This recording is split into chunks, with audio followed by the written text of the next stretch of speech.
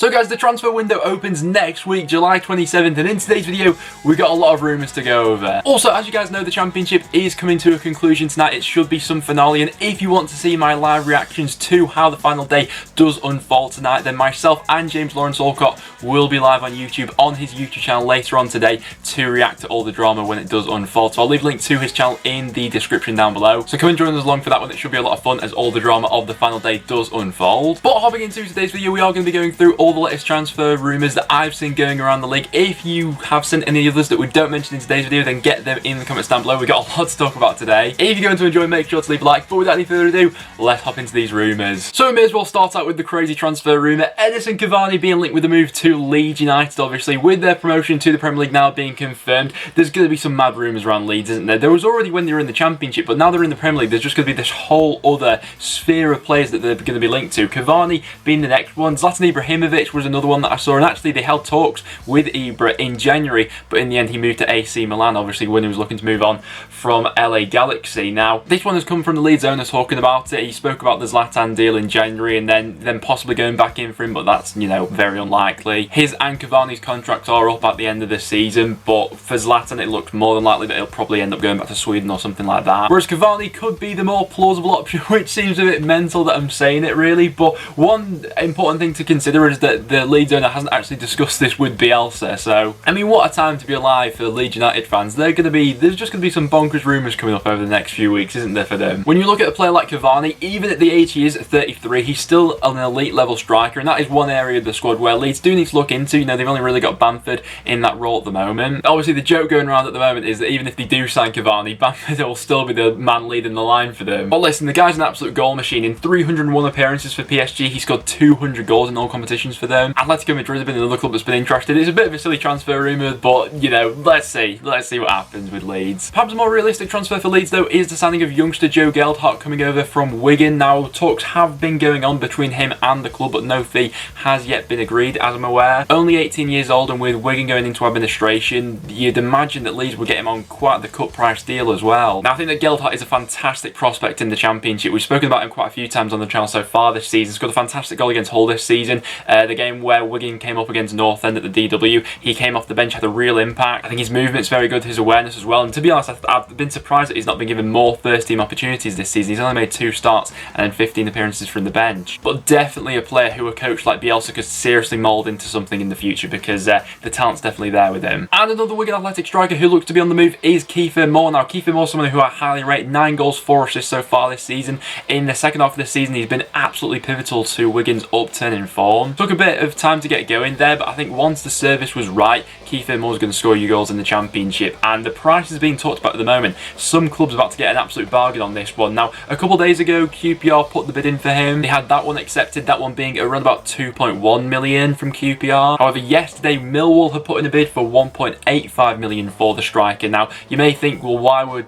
Wigan accept a bid of less money? Well, it all depends on how much of the transfer fee is paid up front. You know, whoever's offering more up front, Wigan are going to take that offer. You know, if a club's pledging to pay 500k in, you know, yearly instalments, they're not going to take that at the moment. For either side, I think he'd be a very good option. You know, he'd fit into that Millwall style. For QPR as well, would be a great replacement for Jordan Hugill, who will be leaving at the end of the season, going back out to West Ham, where he's been on loan from. As a North End fan, it annoys me that we're not in this market at the moment, because Kieffer Moore is exactly the type of player that we've been missing so far this season. You know, we're just that striker away from really pushing towards the top 6, and a player like Kieffer Moore, I think at least, would have made a difference. So for a fee, you know, if you're getting him for under like 2.5 million, I think that's a great deal for the Championship. And then what could be funding that deal for QPR is the sale of OSAYI-SAMUEL. Now, a few days ago it came out that Club Brugge had an offer accepted, about 4.7 million for OSAYI-SAMUEL, which on the face of things does seem like a very cheap deal for them, to be honest. A player of OSAYI-SAMUEL who's got as many goals and assists as he does this season at the age he's at the moment, when you compare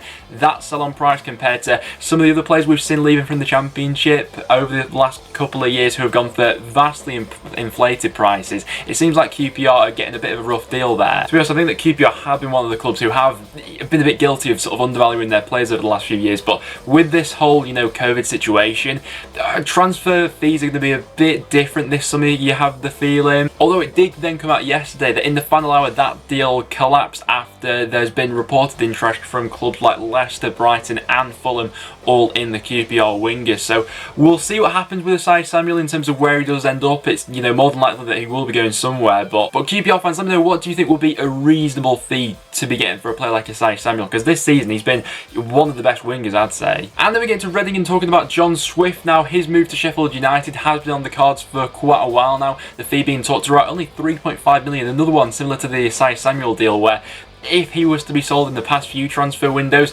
that price would have been bumped up quite a bit more. For the season he's had this season as well, been one of the best creative players in the Championship. He's got 6 goals and 10 assists this season, fantastic vision, got a free kick in his locker as well, I think it's fair to say. To be fair, he's scored a couple of bangers this season, John Swift, hasn't he? But it has recently come out that the Reading owner wants to block this move from happening. He wants John Swift to stay in order for them to build a team around him next year, and it's a fine balance you walk in here, because you risk obviously upsetting the player if you deny that move to the Premier League if he has got his heart set on it. On the other side of things, 3.5 million for a player of John Swift's ability doesn't seem like all too much, does it? But in these times it might be. I think he fits in quite well to the Sheffield United recruitment policy. I think he'd be a good option in their midfield. But Reading fans, let me know down below what you make of the recent developments to this one. Then to West Brom, they've been heavily linked with a move for Huddersfield striker Karlan. Now, a report came out a couple of days ago saying that a £50 million bid has been made by an unnamed Championship club. From what we're led to believe, it is West Brom who's leading the race for him at this point in time. I would imagine there would be quite a bit of interest in him, but 15 million,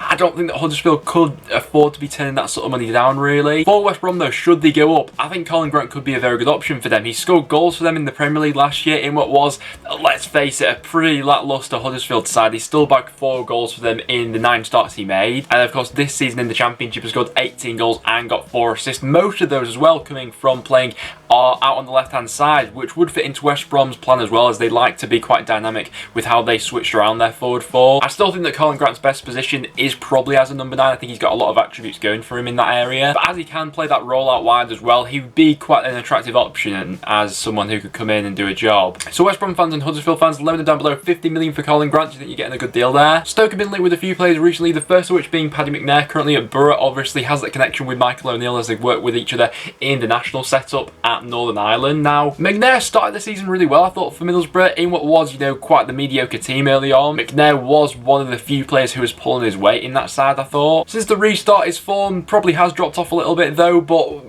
this move, like I say, wouldn't come as a massive surprise as the manager and the player already know each other, so have that relationship. Stoke are looking to strengthen their midfield, and obviously Paddy McNair has played the majority of this season in midfield so far, although can also play in defence. That's one that I could potentially see coming off. But perhaps a bit more of a strange transfer rumour that came out was Jamal Lewis being linked with the move to Stoke. I can't see a universe where this one happens, really. I know he's not coming off a particularly great season with Norwich in the Premier League, but even so, I think there's still quite a bit about Jamal Lewis, and he's been linked with Liverpool as well. So it would surprise me if he did make that move to Stoke, given some of the other clubs who are interested at the moment. I'm not sure Norwich would let him go there. Last season in the Championship, it was him and Max Aarons who played such a vital role in the system that Norwich were playing. Grabbed 4 assists as a left back, and like I say, even though he didn't have the best of seasons this time round, I can't see that move to Stoke happening. Going back over to West Brom though, Grady Diangana next season is going to be an interesting one to see where he ends up. Obviously, he's been on loan at West Brom this season, been immensely successful, been one of the highlights of the season really, but David Moyes has spoken about integrating Diangana into the West Ham squad next season, but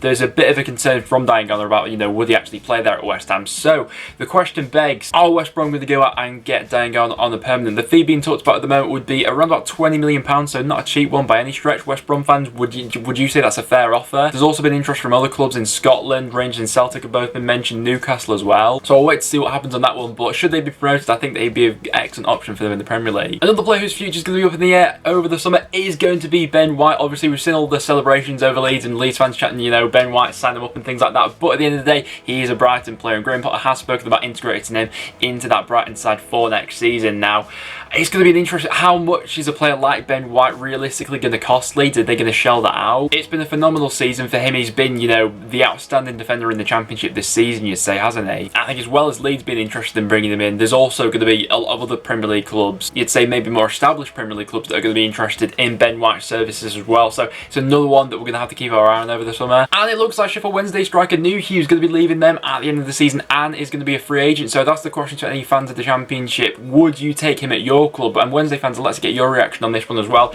I think with a player like this, you know what you're getting from him. He's not going to be a 20-goal a season striker, but he's always going to be a handful and is a very good impact sub. Considering that, you know, a lot of the appearances that he's had for Sheffield Wednesday have come as sort of like 10-minute spells off the bench later on into matches, his goal-scoring record for them really isn't bad. I mean, this season he's got 6 goals and 3 assists with 13 starts and 24 appearances from the bench. And in previous seasons, he's got similar goal-scoring records. I mean, in 17/18, he got 11 goals and 5 assists, having just made 15 starts for Wednesday. He's not the most sort of like agile and finesse striker you're going to get, but he is what he is, and for that he's effective. It also looks as if Meslier's move to Leeds United could be made permanent as soon as tomorrow, if reports are to be believed at the moment. Fee being talked around that 5 million mark, which obviously isn't cheap for a goalkeeper, but the potential that he's shown this season, I think that, you know, it's a sensible investment from Leeds, this one, going up to the Premier League. The player himself has said he's very happy at Leeds at the moment, and obviously has done a really good job in filling in for Kiko Casilla while he's been banned. And then before we do wrap up today's video, I wanted to touch on the Alex Neil rumours as well going around at the moment. The odds of him becoming the next Bristol City manager have been coming down over the last few days, and it's definitely one rumour that caught my eye. Obviously, myself as a Preston fan, we've actually got Bristol City tonight, which will be interesting. Out of everyone in the running for the Bristol City job at the moment, it is one that I would say I could see as being fairly realistic as well. Obviously, there's been a lot of times that Alex Neil's been at North End so far where clubs have come in from him and we've managed to keep hold of him, but after how this season's gone for us to just miss out on the top 6, Bristol City and Preston, since coming up from League One together, we've been, you know, in sort of similar parts of the table. You know, we've both been going for the top 6, but the thing that Bristol City has over us is the investment they put back into the squad. And if they did come in with that backing for Alex Neil over the next few transfer windows as well, I wouldn't be too surprised if he actually went, to be honest. It's one that we'll have to keep our eye on, because some of the stuff that Alex Neil has been saying in the press lately, you can tell that he has been a little bit frustrated with Preston's transfer windows and the backing that he's, you know, not necessarily always got for getting his like #1 targets and things like that. Bristol City fans, let me know down below whether you want Alex Neil or not. I'd certainly think from a Preston point of view that it would be a miss. You know, this season ultimately has ended as a bit of a disappointment as we missed out on the top 6, but with the right backing, I still believe that Alex Neil would be the right man for the job for us, but we'll see. It's an interesting time over the summer. But guys, there you have it. That will now wrap it up for today's video. So if you go to enjoy it, make sure to leave a like. And I mean, I'm just excited for this Championship season tonight. It's going to be an absolute crack at the end of it. To make sure you stay tuned for all the recent Championship content coming out on the channel, then make sure to subscribe. It is always massively appreciated. We've got the playoffs coming up after this, which I'll have all my prediction videos coming out for and stuff like that. But apart from that, thank you very much for watching, guys, and I'll see you all in the next one.